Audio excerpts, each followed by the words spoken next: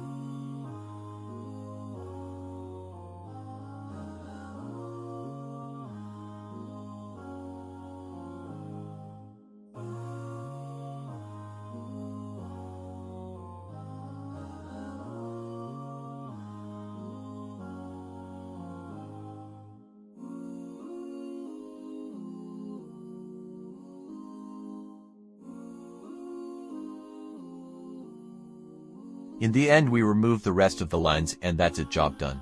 Hope you like it and learn from it. Don't forget to like and subscribe and leave your opinion in the comments. See you on the next video.